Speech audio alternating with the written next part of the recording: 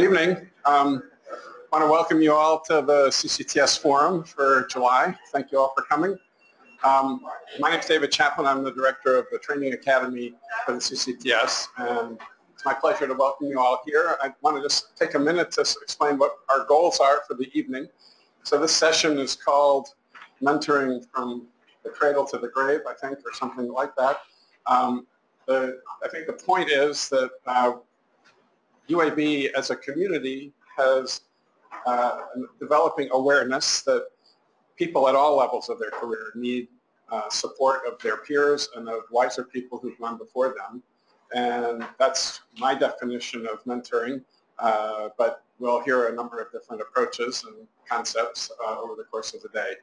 So what we're planning to do is have 4 very short presentations to give you a sense of what kinds of mentoring activities go on in different parts of the institution.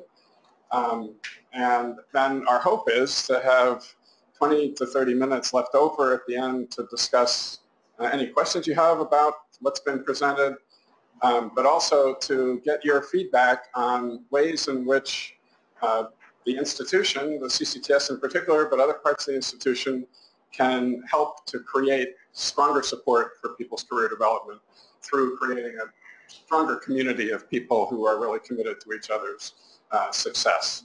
And so please be thinking as we go along how to, what sort of things you want to bring up in the last third of the hour, and we'll be eager to get your input.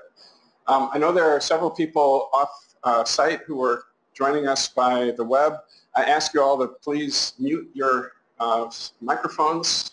If we get feedback from you, we will have to mute you at our end, and then we will make sure to unmute you at the time that the discussion gets started, but please mute yourself if you think there's any noise in your background. Okay, so the first person who's going to talk is Ken Sag, who's Vice Chair in the Department of Medicine for Career Development. He's a rheumatologist. He has a strong commitment to mentorship, and he's going to introduce the topic. Thanks, David, and great to see such a nice turnout here in the summer. I was a little worried anytime you do something in July that it was just going to be the 4 speakers, but delighted that all of you were able to make it. And so this is really exciting to me because there's been a lot of really positive energy around mentoring on campus. And it's hard to see a month or 2 go by when there's not some new mentoring event that is announced, and several of the people that have been leading this are here. So I wanted to share some thoughts with you from the talk that I was asked to give at the American College of Rheumatology National Meeting to the trainees about how to pick a mentor, what is successful mentoring. I actually developed some of this myself, but I actually borrowed parts of this from other people who I heard give similar talks, including David Wassi, who Bob knows is a rheumatologist at UCSF, who came several years ago to UAB and just gave a terrific talk on mentoring. And I asked him whether I could borrow a few of his slides and have adapted those into my talk. And I think one of the things that I want to emphasize is that in addition to the resources that we have here in the CCTS and on campus, we really need to work to develop our mentoring force here with support extramurally. And I was really pleased to just hear from Will that his K-24 came through. I had 2 5-year K-24 cycles, and that was a terrific way to support some of my time to do mentoring. So, when I talk to the trainees, and I think all of us do, we want to really emphasize the importance of planning ahead, and that's really a big part of mentoring, making sure that they're looking down the road and not just focused on the current training opportunity. This is a graphic that we've actually adapted from Catherine Hartman, who runs the training component at the Vanderbilt CTSA. And Catherine came to visit, and now Stu and I have been meeting with some of the junior faculty in the Department of Medicine in laying out their research this way. And this just sort of illustrates the lack of planning with investigator B. It was basically doing, in terms of sort of quantitative output publications, doing as well as investigator A, but had the significant gap between getting a career development award and then moving on to an independent award. due to kind of getting a later start with submission. So this was a problem. So how do we encourage our trainees to select mentors? And these are a few of the characteristics that I think we would hopefully mostly agree on. Figuring out the strength, is there a match? Some of the characteristics of the mentors are important, and we might debate and talk about whether all of these are critical. Most of these are necessary, but sometimes maybe not all directly in parallel. Sometimes there may be a gap in funding and somebody who's really good.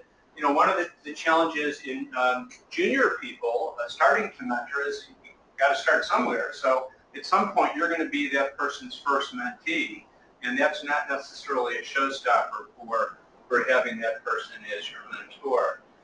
So we encourage the trainees on the T's and both through the CCTS and our T32 from the Agency for Healthcare Research and Quality to have more than one mentor, and to consider mentors that satisfy different responsibilities. Jesse Merlin, I think as many of you know, has done a really nice job with peer mentoring here at UAD, so that's another thing that I think we're doing very well in. What are the goals? Career success, of course, independence, personal and professional growth. For the mentor, success of the mentees. This is how we reproduce. This is how we grow the next generation. I always tell people it's a little bit like your kids. You know, you really do want to make sure that the people who come after you do at least as well, if not better than you did. And some of the other key elements are outlined here. I think there is some sort of ethereal component to this. It's a little bit difficult to define what is good mentoring. What are the characteristics that really define a good mentor? Historically, and I put historically in parentheses because I think we're gradually getting a little more formalized. We haven't really had a clear pathway to this. It's been more on-the-job training. It should be mentoring, not directing. It shouldn't interfere with becoming independent. And for this to happen, there must be good two-way communication.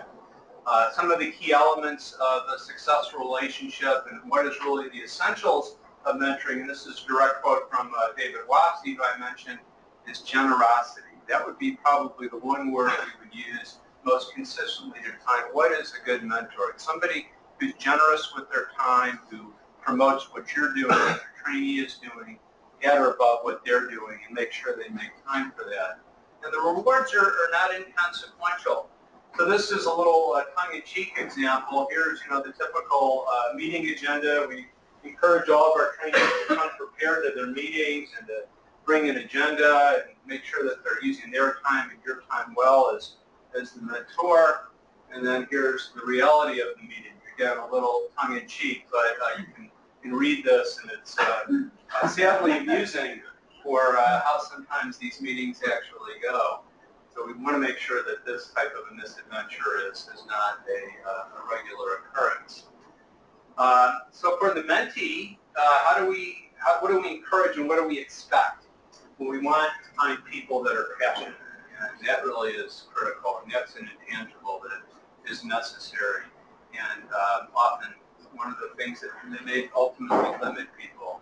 Self-disciplined, able to referee. Sometimes when you have multiple mentors, you may get things that seem in conflict, and you have to, like we all do when we respond to reviews of any kind, you have to know what is good feedback and what may be less useful feedback. And then having a very open relationship is also very important. For the mentor, being clear, providing opportunities, very critical. Existing data, insertional research, things that are ongoing where you can take somebody and move them into a project that's underway. I'd like to encourage my trainees to get involved with something that's totally their own and something where maybe it's been going on for a while and they can play a role in it but not necessarily take the lead, to get another experience, maybe to be involved in something, and more so in clinical research, things develop slowly, to be involved in something that's already underway. And then working with them on some of the standard stuff, making sure that they get practice with their presentations, that you critically review their papers. The issue of reviews, I think, can be a bit of a problem, and usually for our research trainees, we don't encourage this. For people we're mentoring to be clinician educators, this might be a very good opportunity. And then I want to provide a nod to Ned Hook, who really was the person who, that I'm aware of, that first at UAB at least developed a really nice mentoring contract. We require this of all the people on the Mentee grants to make sure that they've really laid out what are the expectations and what, what's expected of them and what is it going to look like with their mentor. So we get both parties to sign this.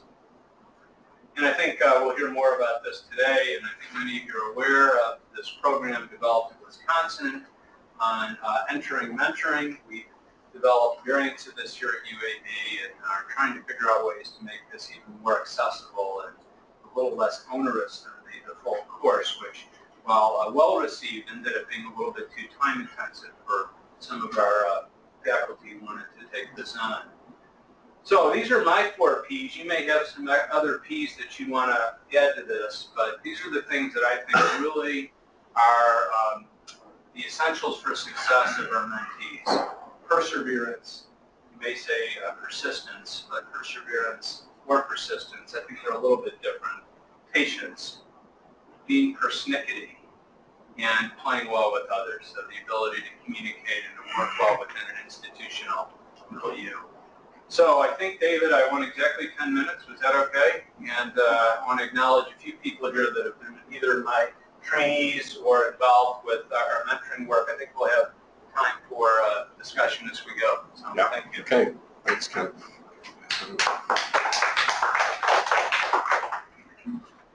Okay, our next participant is Robin Lorenz, who is Associate Dean for Physician Scientist Development and a pathologist in laboratory medicine.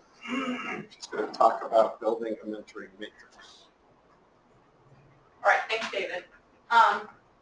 So I think you're going to see that some of the points that Ken made, I'm going to actually hit on too, in order to try to help you understand that having a great mentor is not just one person, and that help you to start thinking of ways that you, as if you're a mentee, which you are throughout your whole entire career, how can you actually surround yourself with a good mentoring team, or as I'm going to call it, your mentoring matrix, and as a mentor, how can you help your mentees also think through this process. And although I don't have any slides on it right now, I do want to point out that thanks to the generosity of Dean Vickers, we now have a Physician Scientist Development Office, and anyone who is an MD or an MD PhD who is getting a start on their career, whether they be a fellow or a resident or a junior faculty, we're there to help them work on figuring out who should be on these types of mentoring teams, help them learn about different opportunities here through the CCTS or anything else. And so if that fits any of you, we'd be more than happy to meet with you and discuss. We're over in the first floor of Shelby.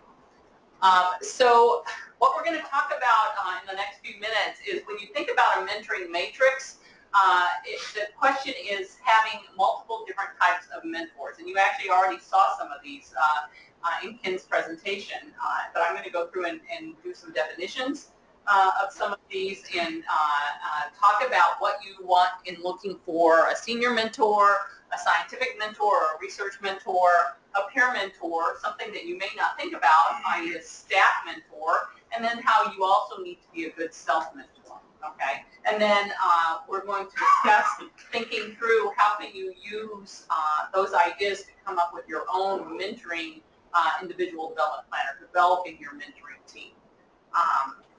And so this is actually somewhat based on a model that comes out of the University of Utah, and if any of you want to actually read about the outcomes of their ability to use this mentoring matrix with some of their trainees, you can actually see a recent publication in academic medicine that goes through this in a little bit more detail. But when you think about mentors, I think what most people think about are the two that are on this slide, okay? And the first one would be this senior mentor, and that's not necessarily the person who is running your research project, okay, or overseeing the research you're doing. That's actually someone that is more guiding your career overall. And some people don't necessarily think about having this type of mentor. They actually use their scientific mentor in this capacity. But I would argue that actually you need a second mentor, if at all possible, to help guide your career that's slightly separate from the person that's helping to guide your research, because your goals may not be exactly the same as your research PI's goals. And if there are any kind of conflicts or things you want advice about, you want another senior person to be able to go to. And so that may well be your division director, it could be your department chair, it may be someone else that is in your field that you can go to and talk to, but this should be someone who sits down and helps you make that sort of overall plan about, okay, first I've got my, my K award, and then I'm going to apply for my R01, when should that help, and when should I do that? And so that's someone that can actually help work with you on that type of career planning. It's also someone who can help you learn about different institutional resources that might be available to you, and actually something that's come up a number of times in some of the junior faculty that I've talked to is help you understand the promotion and tenure process. And actually explain to you what is your institution looking for in promotion and tenure if you're on, a tenure track versus a non-tenure track, if you're going up for teaching and clinical, or if you're going up for research and teaching, or what are you actually doing? What do you actually need to do to have a really strong application for that? And that could come from your senior mentor. Now, the scientific mentor is the one that I think most people sort of think about when they think about mentors. That's who you've chosen to actually do your research with or be most closely combined with. And obviously, that's the person who can help you choose specific types of research methodology. If it's a clinical project, they would obviously teach you how to do clinical trials, etc. They might help you identify other collaborators for your different projects. And they would help you learn how to write publications. They would help you learn how to write grants. They would be the person who would promote you to go out and give talks at other places and sort of start getting you known within the overall environment of your research. Your senior mentor may well be someone who actually helps promote you more to the general overall institution as far as things other than your research. So you can see how those can kind of complement each other. Now, other components of this mentoring matrix includes this concept of peer mentorship that you've heard mentioned. And this is something that I think a lot of people don't necessarily think about as a component of their overall mentoring team, but it's really very critical, because this is the people that are sort of near peers to you. Maybe they're just one step above you, or they're the same level as you, but they have slightly different experiences, and they're someone that you can feel more comfortable going to and asking questions that you might not go to the division chair or your department chair or maybe your PI and ask those types of questions. These are the ones that you actually can talk about. You can actually get their feedback on some of your manuscripts and your grants, as well as your research mentors. You can ask them about, how in the world I'm going to have a child in, 6 months. How am I supposed to juggle this and still be able to get my grants written, et cetera, and so on. They can help. They are going to be your colleagues from now on. And so making those really strong connections when you're younger can really help when you go out and actually then, become chair of a department, head of a division. Those are the kinds of interactions that you really want to make strong when you're younger, because they will also help you further along. And there's somebody that you can just go and complain to without getting in trouble. So these sorts of peer mentors are really important. And this is actually one of the things that we're focusing on within the Physician Scientist Development Office, because we're trying to set up these levels of peer mentoring where, for instance, our MD PhD students are peer mentors to the undergrads that are currently here in our summer programs. The residents and fellows that are physician scientists are being peer mentors to our MD PhD students, et cetera. And so we want to keep that really strong type of peer mentorship going. And we have been working with Jesse Merlin and trying to get that to work for a lot of our physician scientists. Now, another component of the mentoring matrix that a lot of people don't think about is staff mentorship, okay?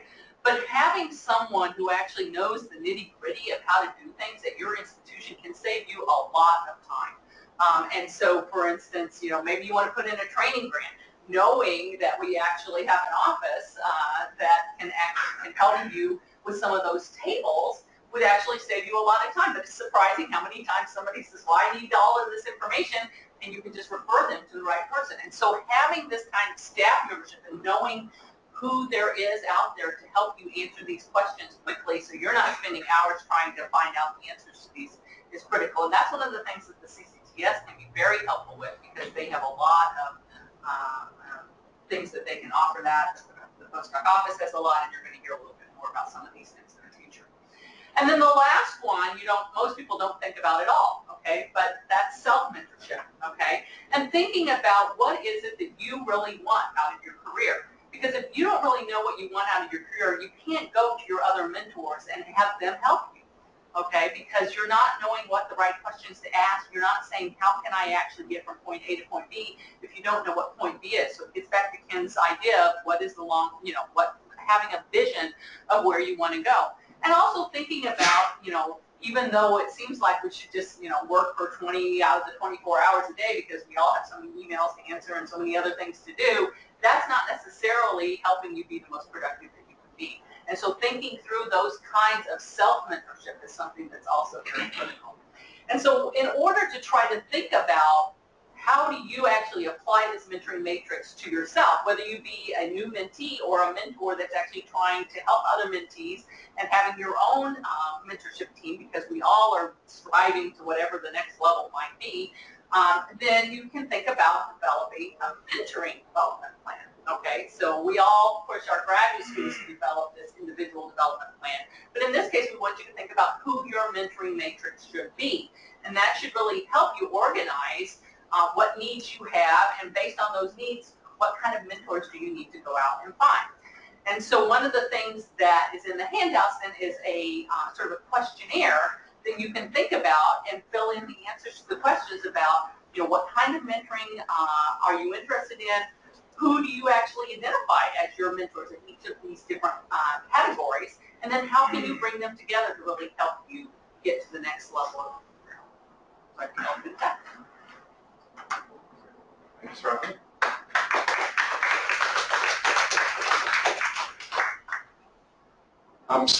UAB is fortunate to have a strong relationship with a number of institutions in our environment. So one, about the network that the CCTS is part of. That's a 10-institution partner network that spans most of the Alabama, Mississippi, Louisiana area. We also are part of a network that really grew out of the Minority Health Research Center and its activities that has a very strong interest in mentoring. And Ann Smith, who is the coordinator of many of the programs in the MHRC, is our major representative in something called the National Research Mentoring Network, and she's going to describe that, introduce you to that, and help you to see ways in which this could be used with us. Yes, so hopefully you can hear me with this microphone. I'm Ann Smith, as David said, with UAB Preventive Medicine and the Minority Health and Health Disparities Research Center, or the MHRC. And we are working with the National Research Mentoring Network, or NRMN, with the MHRC and CCTS and a number of faculty here. It is a large collaborative, I think is this, no, there it is, grant with a focus of mentoring to diversify the biomedical workforce. Here's a longer description about it.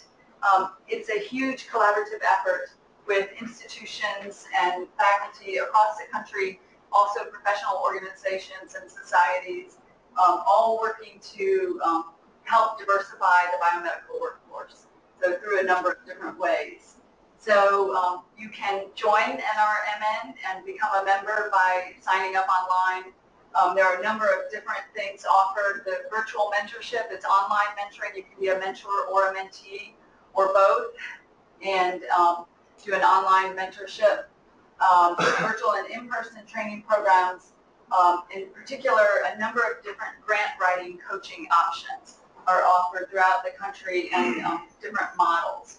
And we worked with Morehouse School of Medicine and UAB as the Southeast Training Hub to do a grant writing training session this past May that trained 40 junior faculty and had about 10 coaches working with them. And we are making plans to do that again next spring, and also offer grant writing through our Health Disparities Research Training Program through NRMN, as well as the other grants that are supporting that training program. So there are also professional and career development webinars, videos, news, and links that you can access through the nrmnnet.net website. There are variety of different things. I want to go to point out something on the next one. So in the webinars and videos, coming soon, NRMN Health Research Talks. We have 8 professional development videos with UAB and Tuskegee faculty. One is featuring Dr. Sag and talking about different areas of health disparities and research methods. And they'll be coming out over the next couple months. So look for that. And then there's a variety of different ways to connect with NRMN through their website and then also social media, different options. And that is the end of that. So that's just a quick summary. I didn't want to take long because then we'll have questions after this. Okay, thank you, Anne.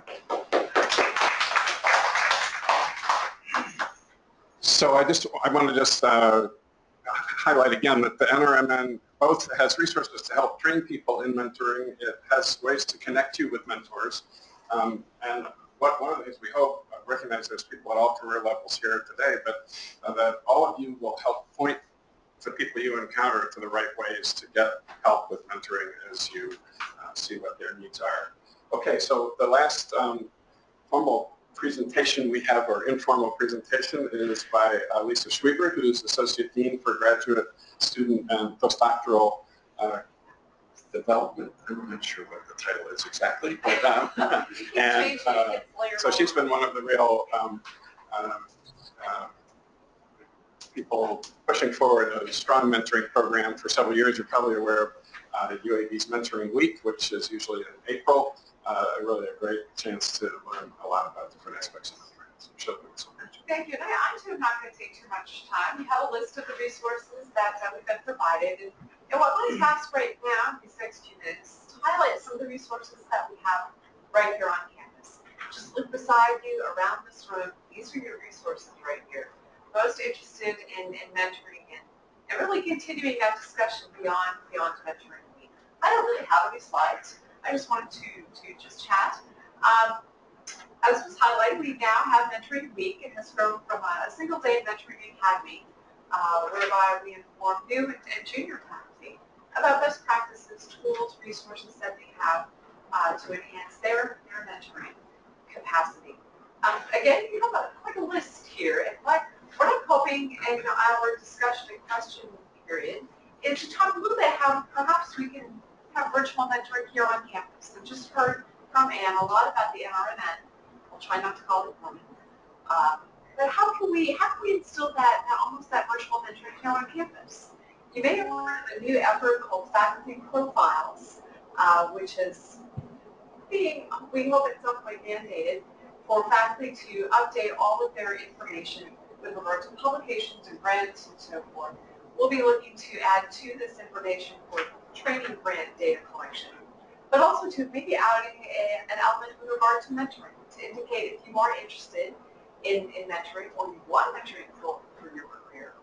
Also through the graduate school, one of the other hats that I wear is to build a database of mentors across campus for trainees to access both from basic science as well as clinical science to really deepen that portal for trainees to be able to access mentors.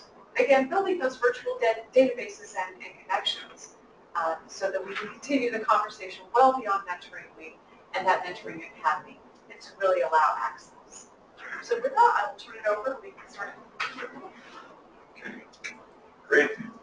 Thank you very much.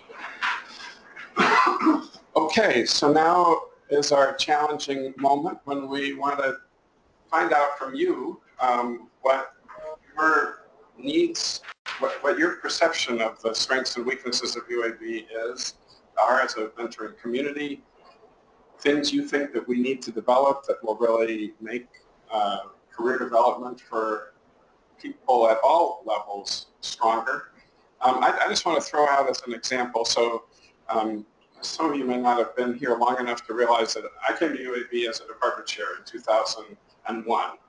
And things have changed a lot since then. But I can say when I came, I had the department chair who was the head of the search committee that brought me here, was really the only person I knew well enough to use as a mentor. he was very helpful, but I didn't really have any deliberate mentoring team. I made plenty of mistakes. A lot of what you hear is that you learn how to be a mentor by trial and error. Well, you learn a lot of things by trial and error, but that's not a very efficient way to do things. And so I just want to encourage people to realize that no matter what career level you are, you should feel free to ask for people you view as good advisors to be part of your advising team. You may want to use creative language so that you don't put too much pressure on the person to think that they're going to give you more than they think they have to give you, but you should feel free to encounter people at every level of career to help you out and help you think through your decision making, help you crystallize what your long-term goals really are. It's not simple, and I think a lot of us learn that in retrospect as we realize mistakes we've made or ways in which we could have used resources around us to do better. So we think about mentoring a lot in terms of young faculty, how to get them in the strongest position to succeed. But I just want to put out explicitly that there's really probably no one in the room who couldn't use a stronger mentoring team. And so one of the things we hope that this kind of discussion is going to lead to is a more deeper awareness that this is a discussion that you can have and that can really be of benefit to you, and to get a sense of where the resources are to help you if you're having trouble navigating and creating the connections that you need to make your career flourish as much as possible. So having said that, I really open it up for anybody have any questions about what resources we really have ideas about things we ought to be trying to put together. Will? Yeah, I just had a couple of points I think it was in maybe Ken's presentation. One was that part about the fire in the belly of the mentees. So I really struggled over the years, and sometimes it's blamed as like a generational thing, and I don't know if that's true, but that there's sometimes maybe different work ethic and not as much fire in the belly. And here I'm looking at grant deadlines and all these things that aren't changing. It's getting harder to get grants, and they just sometimes don't seem to have that fire. And even though I try to lead by example, I still can't get people sometimes to want to work outside the weekday, 8-hour-a-day kind of a mentality, which is very hard to survive. And so I don't know if you have any thoughts on fire in the belly. That's one thing. And the other thing is, I think one of the downsides you haven't talked about having a lot of mentors is sometimes there's different degrees of mentors, and what sometimes happens is you get differing advice, and then sometimes a mentee can lose focus and feel like they're caught in the middle, and that does seem to happen sometimes. If you have any thoughts on that as well. I will let anybody who wants to speak to any of these issues leap forward. I think the first issue, Will, you raised is a really vexing one, and I think most of us who have done a bit of mentoring have periodically worked with somebody who we just weren't sure whether they were really going to make it in academics. But the challenge is not everybody takes exactly the same pathway. Some people have other life responsibilities, their course may be a little different, and so I'm always personally a little hesitant to give up on somebody too soon. But at the same time, the mentors, I mean, it's a resource, right? Like any other resource, and you don't want to, I think you don't want to have your mentors at any institution devoting a lot of time and energy to people who, we need to cut bait with, in essence. And so I'd be curious to hear what others think, but I certainly have not figured that out completely, and tend to probably be more guilty of sticking with people maybe longer than we should in an effort to try to give them every possible chance of succeeding that exists. Thankfully, there's just a few anecdotes that I can think of where this has been the case, and others I'm sure can think of their own ones, but it's always a tough call. Other thoughts on that? Bob? So one thing, I'll come up so I can grab that. I think one of the issues in mentoring is what are the expectations of mentors by mentees? If the expectation is that the mentor is going to tell you how to do it, when to do it, and then it will all work out, I'm not sure that that's actually realistic. I think the most constructive role, at least from my perspective, David and Ken, is a mentor is a foil against which to test your ideas, whether they be scientific ideas, they be career ideas, how to navigate the institution. Ultimately, to your point about the concept of fire in the belly or commitment to the mission, that's up to each of us individually then to take that conversation and map it to our interests. And we're all individuals and we'll all map slightly differently. But I think that's one of the most important roles of a mentor. And to the point that has been made several times, Robin, when you were talking about different kinds of mentors, it's not that each one can tell you exactly what to do, but they can give you some ideas to reflect upon, and each has a different perspective. That's the advantage of sort of the matrix approach rather than relying on a single individual. So I think that's a long way of saying, Will, that in a sense I'm sort of trying to get you to move off your initial premise in terms of what you expect from mentors. It's not so much the answer as it is the questions you should be dealing with along the way, and then you figure out for yourself what the answers are. I think Will is expressing a legitimate frustration that many of us. Will is expressing a legitimate frustration that many of us, I think, in mentoring positions have when there is not a sense of concordance between the mentor's experiential expectation of what fire in the belly should be and what the reality is for the mentee.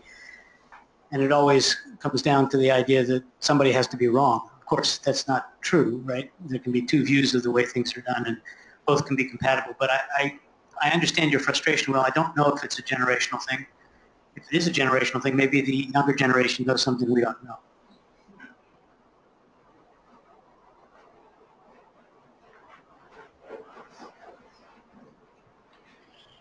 Yeah, I guess if any of you have experiences where you've managed to turn a flicker of flame into something that really was a very highly motivating thing, that's something we'd all like to share. I mean, my sense has always been that I can't create motivation in people, but I think one of the things that mentors need to do is be honest with their mentees about whether their behaviors are compatible with their goals, and if there's a mismatch between what they think they want to do and how they're going about trying to get there, it's not doing them any favor to sweep that under the rug, but to talk about it openly.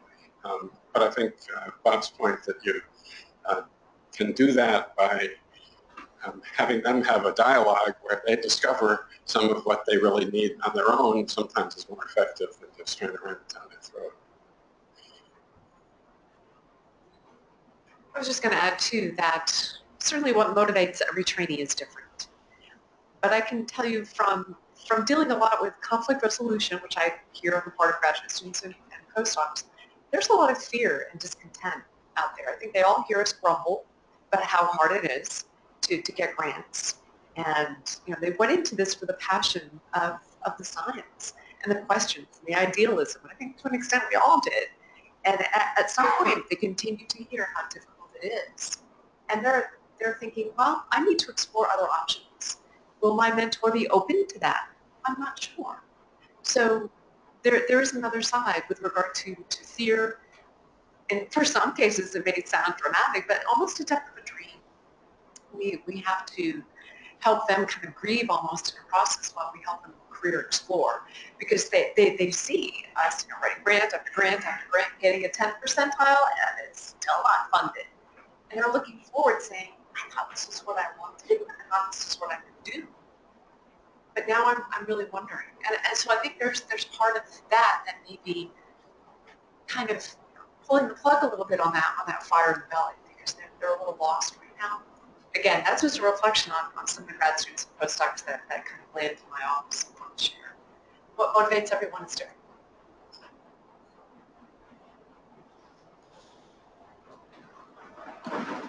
This is Carlos Estrada. I'm not sure if Robin is here. So this is more of a, I'm interested in your thoughts on the first group, the senior mentor advising, this is how your career should go. So what advice, for the senior mentor who does that with grace and openness, that's great. What would you advise for the trainees at different levels to say, hey, how do you find that person? How do you talk to them? You can talk to that person. So I think this is actually an interesting question, and some of you know that there's actually a publication out recently called Mentoring Malpractice, which actually gets a little bit at the fact that sometimes you can find these senior mentors, but then they don't treat you in the right way, and really they're getting more out of the relationship than perhaps you are, or you're sort of locked into that senior mentor relationship and they're dragging their feet. For instance, let's say you're writing a review with them or something, but then you write your draft and then they sit on it for 2 months and you feel like you're stuck because you need them and you don't want to make them upset, but it's not getting your career anymore. And so I think that actually this is a good example of a way that you can potentially use peer mentoring to help shape who your overall mentoring team is. Because if you're moving in, like David said, you're moving into a new university or a new situation, you don't really know who is a good senior mentor that could help you move along. And so you could talk to some of the other peer mentors and find out who is a mentor that really is well known. Now, one of the problems with that is they can get overwhelmed, right, with mentees, and that may not be what you want. But I think the second answer to your question is just because you initially talk to someone and start to form a mentoring relationship with them, that doesn't mean that you have to continue that forever. If it's not working out for you, then, or I don't know if breakup is the right word, but, but move on to someone else who is helping you, because there's no reason to stay in a non-productive mentoring relationship at any form. So, Ken, you wanted to comment too? Yeah, I think that was a great explanation, and I think we may be periodically challenged by terminology because there isn't any, and we sort of make it up as we go. But so the person who you were describing to me seemed like sort of a scientific mentor and the person who they were working with sort of on a daily basis. But I think beyond that, and you outlined this so nicely in your presentation, of that even more senior person. It could be a division director. It might be somebody in the department who's in charge of assuring that people are achieving success in the research. But that can be a person that can help identify when the relationship is not good, when this mentoring malpractice is going on, when the person's just not making it. And it may be hard for their primary mentor to say that because there's a little bit of a conflict of interest, really, because often that mentor is as you suggest, is working collaboratively with that person, and there's some symbiosis, but the person who sits above them and is sort of giving them more career counseling and guidance might be in the position to say, look, you've been at this for 3 years, you've got 2 papers, you haven't written another grant, this isn't going well, and these are the metrics that we expect at this point. So I think there is a need for the peer, the scientific mentor, and then this more senior, whatever we call it, person who sort of oversees the relationship and helps kind of counsel them in a broader way, but isn't wrapped up in the research projects at all. Yeah, I'll just add one thing to that. So, if there are trainees like fellows or residents or anybody like that in the room, your senior mentor doesn't have to be so far above you, like the division chair or the, or the chair of the department or something like that. That senior mentor could be your program director, and they're the person who can step in and do some of the functions that you have just described, because that actually is what certainly, graduate school program directors often do. They see something's not going well, they step in and try to rectify that. And so that can be done by someone that's not even help find another mentor. Correct. The initial mentor is not the optimal mentor. Exactly. And so they have to be willing to step in and do that.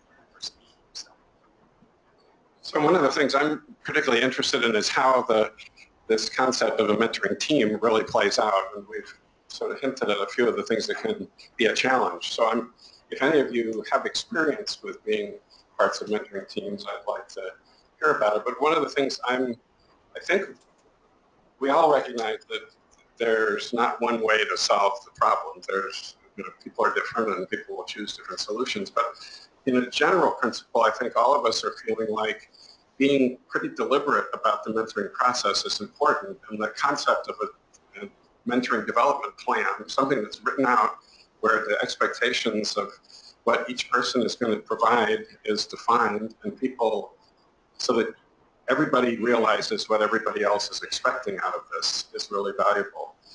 My sense is that as we're working into this new model of a matrix, it's not always the case that the senior and the scientific mentor know who the peer mentors are. That's probably not necessary, although there are some benefits to knowing who the pool of peer mentors are, so that you can share information more effectively. But and then I don't know that we've given full credit to the concept of the administrative or staff mentor who Robin described. I'm not meaning to be critical, but she described it really as somebody who can save you an incredible amount of time. But I think they can also really guide you to realize how you should be using your institutional resources to make things work effectively. And one of the things that's really a problem is that all of these people are limiting resources, and we don't necessarily have, we don't have an infinite pool of senior mentors, we don't have an infinite pool of scientific, our strongest in scientific mentors, but we are probably most limited in staff mentors who are really prepared to do this in a broader way. And that's one of the things where I think as an institution, I'd be curious for your feedback whether that's something that we ought to be pushing for more investment in having a more defined, broader pool of staff mentors to help with the process. Do any of us have experience with using a mentoring agreement and where that has really helped to solve downstream problems or where it has failed? I'm just curious, Robin, you've been investing in trying to get people to do this. Do you see that it really has changed the outcomes? Well, I think that where we know it changes outcomes is when we do it with students and their mentors, and certainly those agreements, and I'm sure you have that experience with postdocs too. What we haven't seen it, because it just hasn't implemented as much yet, it's with the junior faculty or senior fellows. But I mean, Ken, you've been doing it on the K Awards. I mean, have you ever had to go back to the mentoring contract, or do you think just having thought through it and signed it is enough? That's what you think. Had to go back to it and say, hey, speaking of administrative mentors in the back. No, I think what we've done is we've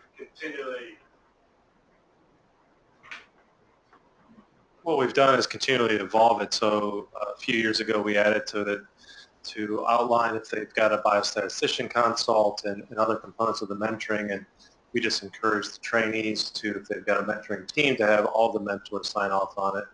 And then the other component is review it at least annually, if not semi-annually, to make sure that the contract is still meeting the goals for the mentoring relationship. I mean, one of the things is I know that some of the departments, and I'll just use Department of Pathology since that's the one I'm familiar with, actually is requires that you form a mentoring team. It's not necessarily quite equivalent to the matrix. And that's part of the review of the junior faculty, that they actually have met with that team and discussed some of their goals. And my impression is from the ones I'm on that it actually is useful to the junior faculty to at least have to think about once a year or twice a year, you know, where am I going? Am I getting publications, etc. So, Brian. Just one other thing, if you haven't used them, that we often encourage is that it's a two-way contract too, that it outlines what the expectations of the mentor is, but also the expectations for the mentees as well, so there's a clear communication plan.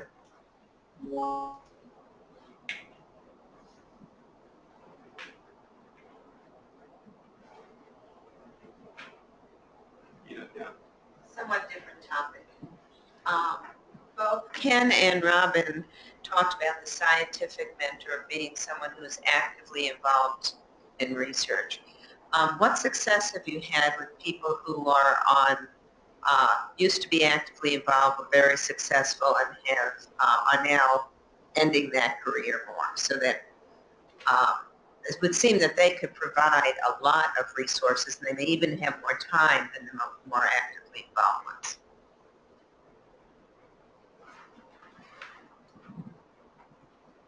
I know that with some of the writing groups, they've used project officers or people who are retired project officers. So that I think there's a role for every type of person who's got experience. And one of the things that we often encourage is, in addition to the mentors, is having consultants. It might not be officially a mentor, but somebody who provides you with maybe some writing help, or that, maybe as a retired person that has a particular skill set that would help. And that may speak to a person that has a specific talent in a particular research niche that is necessary for the project. So whether that person is considered a mentor or more a consultant and advisor, I think is again, a terminology issue, but I think it can be very valuable.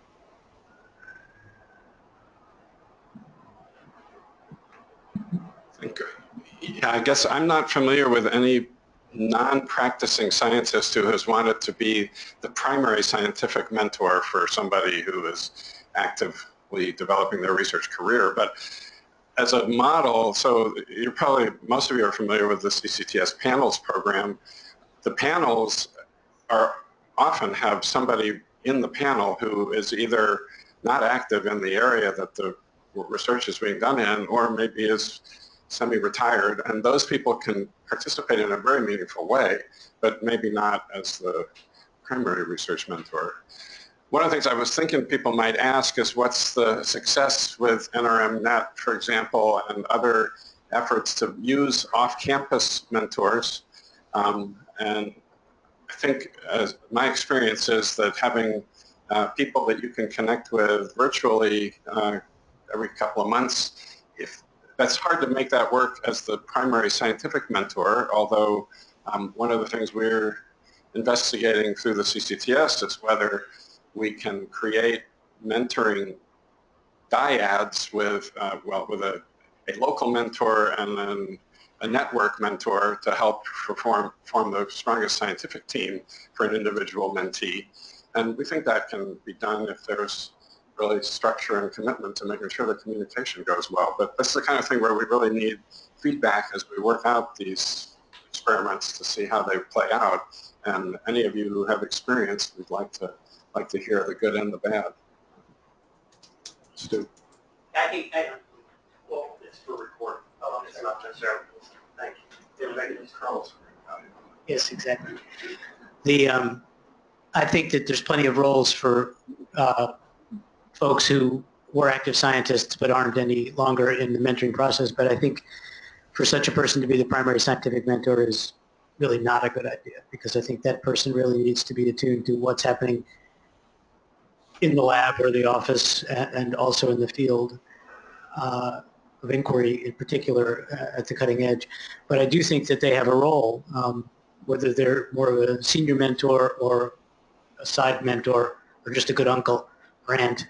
Maybe that's their role, but I don't think they should be the primary scientific mentor.